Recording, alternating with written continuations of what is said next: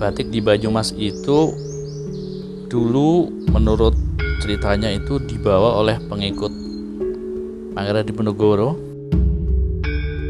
Lambat laun batik yang dibawa oleh pengikut Pangeran Diponegoro itu kemudian bisa berkembang di wilayah Banyumas, khususnya di Sokaraja. Didirikan sejak tahun 1957, batik Hadi Prianto telah menjadi ikon batik Banyumasan yang tersohor. Batik Hadi Prianto lebih dari sekadar kain. Ini adalah perwujudan seni dan tradisi yang telah diwariskan selama perjalanannya. Dari kecil ya memang turun-temurun dari mama saya suka batik, jadi saya belajarnya di rumah. Sudah lepas di rumah saya datang sini, daftar di sini diterima. Udah gitu, memang sih motifnya banyak-banyak. Banyak motif saya bisa sedikit bisa lah ya, nggak bingung gitu. Jadi lancar sampai sekarang. Nah alatnya yang nomor 1 malam, canting, morinya mori yang halus lah, yang tenun katun.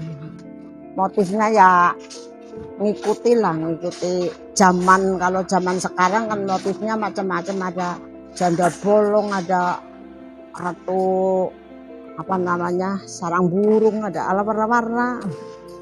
Kalau yang Banyumas itu warnanya ya yang agak enggak cerah sekali sih, yang kayak coklat-coklatan gitu, suka-sukanya orang Banyumasnya gitu, enggak ngejreng banget gitu, malah yang kalem-kalem yang pada suka.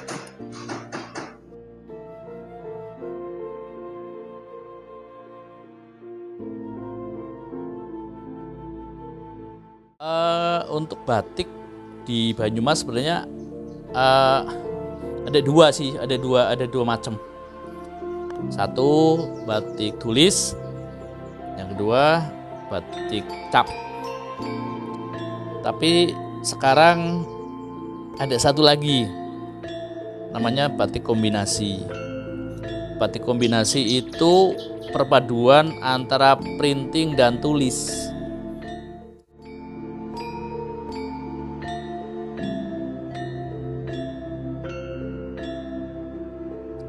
Sedangkan untuk batik cap sendiri, prosesnya itu menggunakan alat yang namanya stem atau canting, tapi yang di situ sudah ada motifnya. Kemudian prosesnya, kalau batik cap, pertama mori yang masih polos, kemudian dicap sesuai dengan motif yang kita inginkan. Kemudian proses yang kedua setelah dicap itu baru diwarna. Warnanya juga sesuai dengan kita inginkan. Kemudian proses yang ketiga itu dicap lagi. Prosesnya ngecap kedua. Proses ngecap yang kedua fungsinya itu untuk mengambil warna pertama. Jadi di dalam proses pengecapan kedua itu ada motif yang terkena malam dan yang tidak terkena malam. Kalau yang terkena malam itu berarti mengambil proses warna pertama. Kemudian setelah proses ketiga itu baru proses keempat, yaitu pewarnaan. Setelah pewarnaan selesai baru dilorot. Jadi ada 5 tahapan untuk batik cap ya.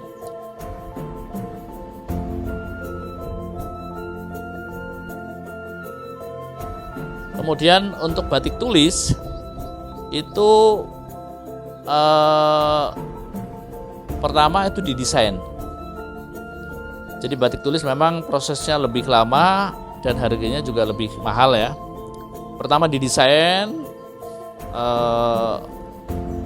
ya sama seperti selera dari pengrajin, kira-kira mau dibikin motif apa. Kemudian setelah itu dibatik. Nah, karena batik tulis otomatis alatnya juga pakai canting tulis, berbeda dengan batik cap. Setelah dicanting itu kemudian ada juga motif yang nanti akan diisi itu biasanya di tembok atau ditutup pakai malam. Setelah dicanting itu baru diwarna. Biasanya kalau batik tulis itu warna pertamanya itu warna tua. Kebalikannya dengan batik cap. Kalau batik cap itu biasanya warna pertama yang warna muda, warna keduanya baru warna tua. Tapi untuk batik tulis kebalikannya batik cap. Jadi yang warna pertama itu warna tua, warna keduanya baru warna muda.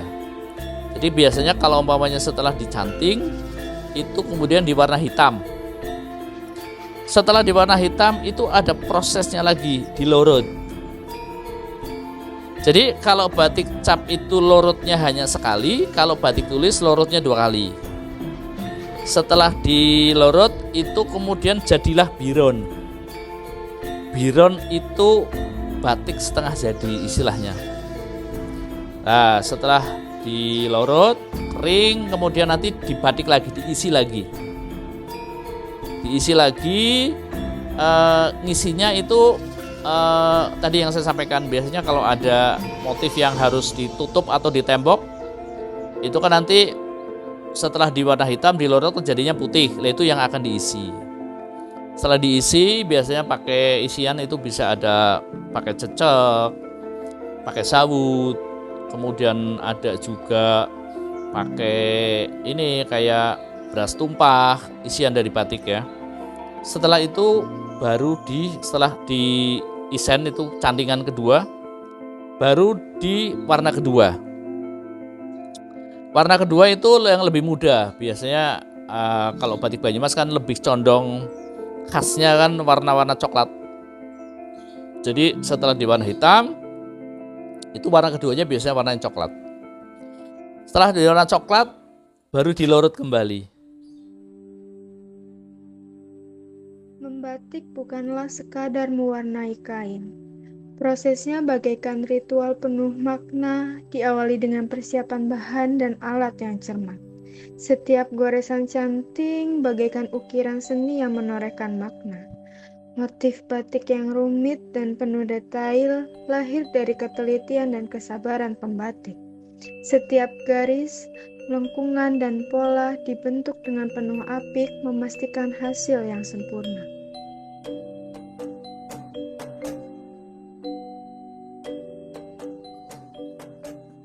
Paling sulit kan itu batik asli. Batik asli sulit, kita nggak bisa. Yang bisanya yang orang terpenting gitulah, orang pandai gitu. Kalau kita batiknya yang kasar-kasar gitu. Kalau yang cantik-cantik ya itu batik asli, cantik-cantik. Yang motifnya zaman sekarang ya cap juga ya banyak cantik sekarang cap. Itu bapak-bapak ngecap keinginan pesanan orang-orang. Ini kebanyakan sini malah nerimanya pesanan Mbak. Mintanya customer ini apa ya mau bikinin gitu. Ini rada gampang ini.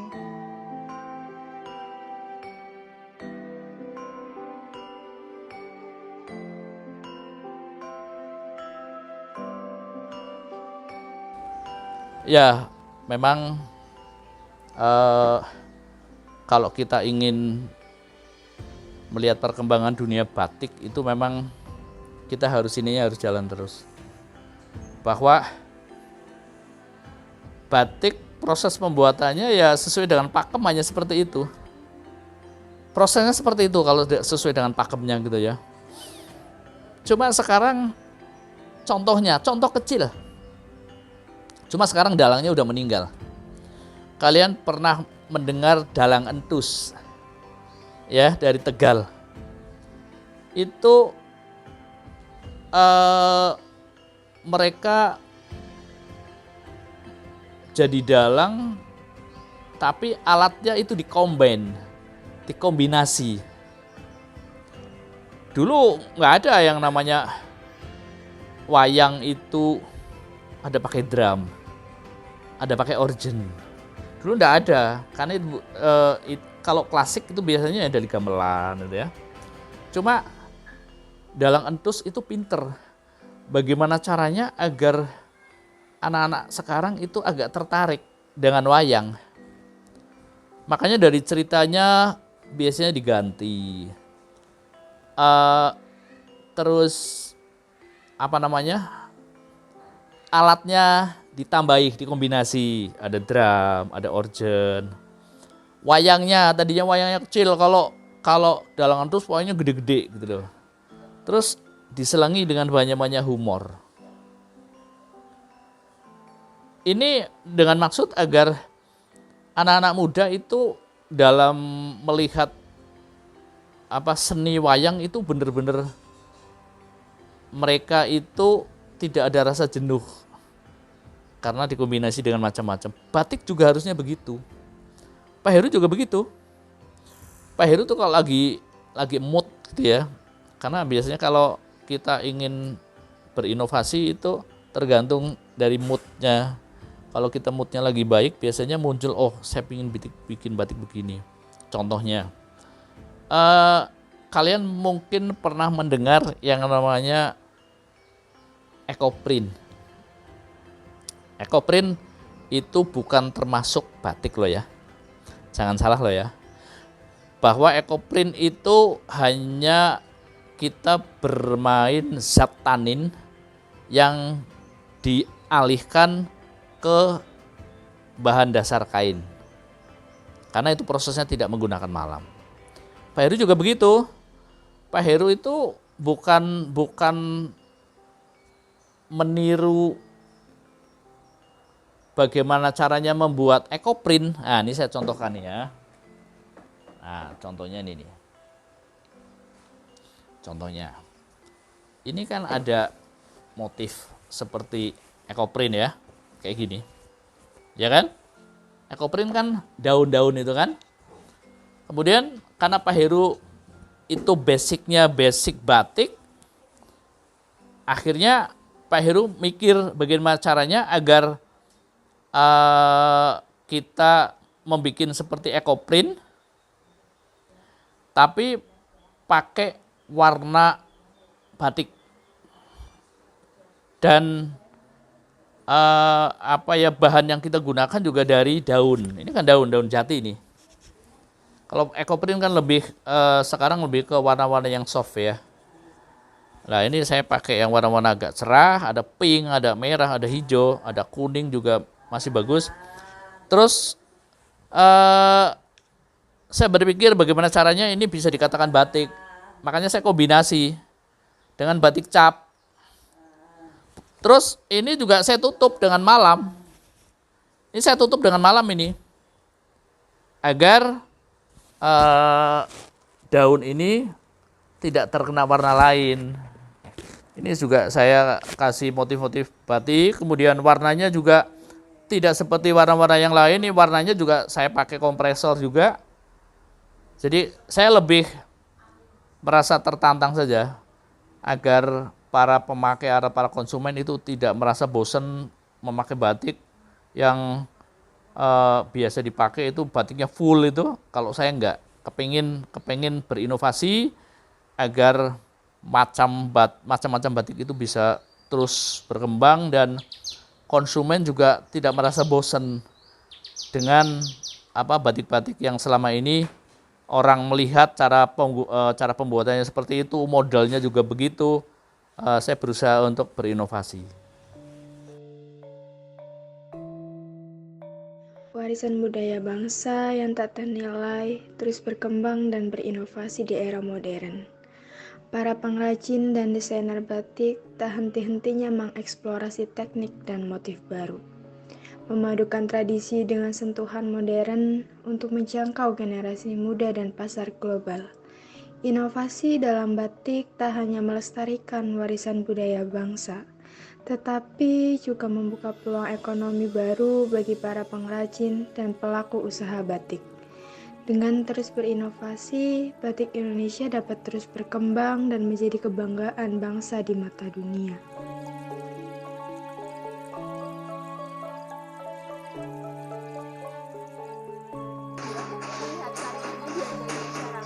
Amin.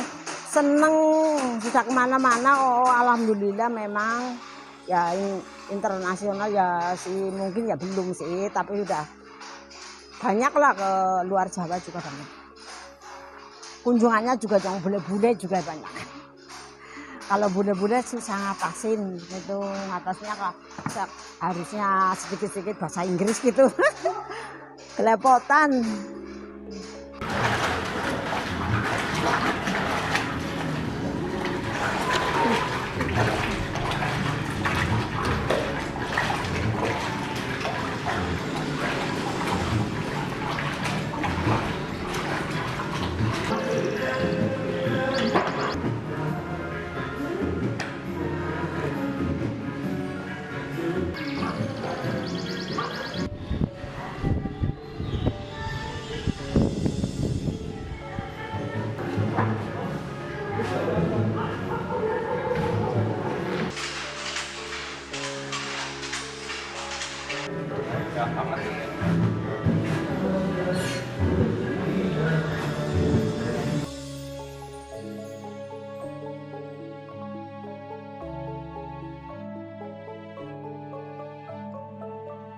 Batik adalah warisan budaya bangsa yang memiliki nilai ekonomi yang signifikan. Dengan upaya berkelanjutan untuk meningkatkan kualitas, inovasi, promosi, dan perlindungan hak kekayaan intelektual. Batik dapat terus menjadi sumber kekuatan ekonomi dan kebanggaan Indonesia di kancah internasional.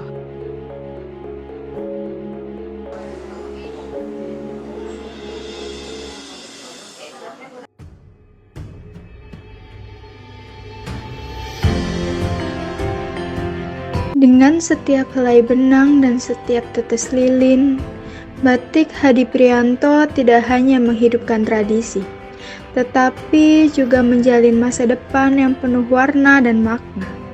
Di penghujung perjalanan ini, kita telah menyusuri jejak sejarah dan budaya yang terjalin dalam setiap helai kain batik Hadi Priyanto. Setiap motif, setiap goresan lilin adalah wujud cinta dan dedikasi yang tak lekang oleh waktu. Batik bukan sekedar kain, melainkan warisan leluhur yang bercerita tentang identitas dan kearifan lokal.